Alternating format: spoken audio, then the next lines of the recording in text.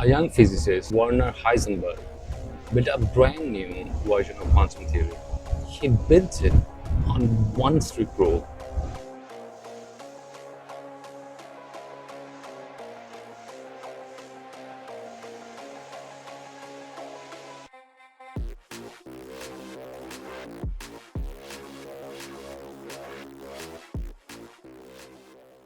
Only use stuff that you can actually observe, nothing else. No guessing on other things you can't see, but only what you can actually observe. Heisenberg's big idea was simple.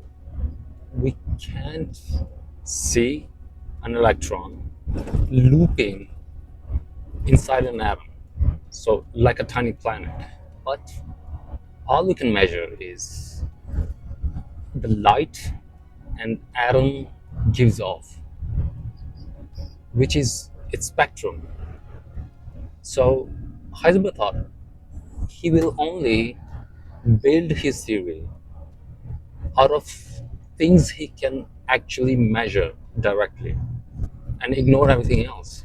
So just the observable facts and nothing else. But Heisenberg thought he was just copying Einstein's own philosophy, his own ideas. After all, Einstein built relativity around only trusting what could actually be measured and observed. That's wrong. That's what Einstein told him, that it's wrong, because he told that it's the theory that decides what we can observe. You must have an understanding of how the world actually works in order to use a thermometer. You never directly observe temperature. You're relying on a whole chain of theory to make sense of what you actually see. Heisenberg assuming the whole path light takes from a vibrating atom to his eye looks exactly like what everybody assumes it does. So the idea that you can build a theory purely from raw observation with zero assumptions is wrong, according to Einstein himself. Einstein said that that's an illusion. This is genuinely a big idea of how science works. Your theory shapes what counts as facts in the first place. Change the theory, and suddenly different things become observable. Heisenberg was shocked at this because he even said that, isn't this exactly what you did with relativity? He told Einstein. And Einstein replied, yes, I said that back then, but I was wrong to say it.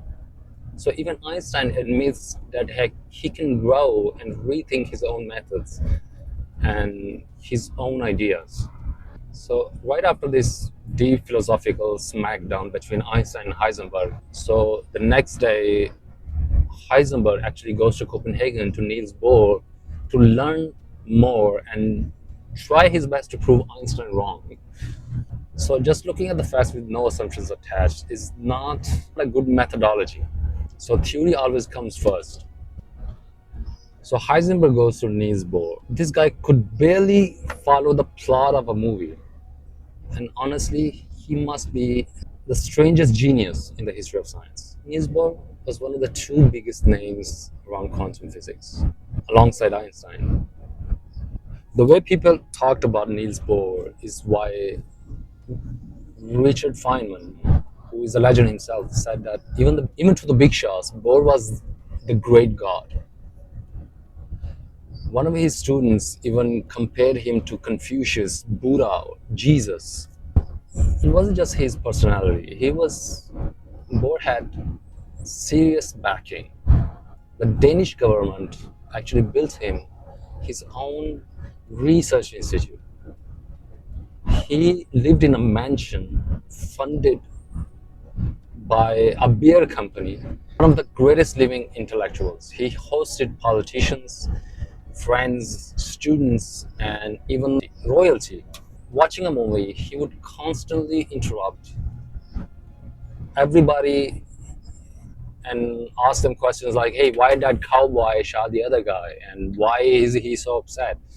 questions like that, which were obvious to everybody else. But he was also incredibly hard to understand.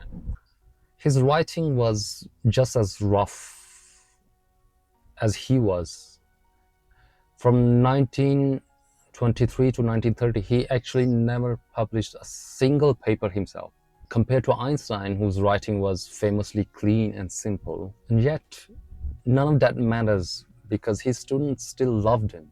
They admired him without reservation. So, Niels Bohr is a proof that geniuses don't need to look smooth and easy to understand.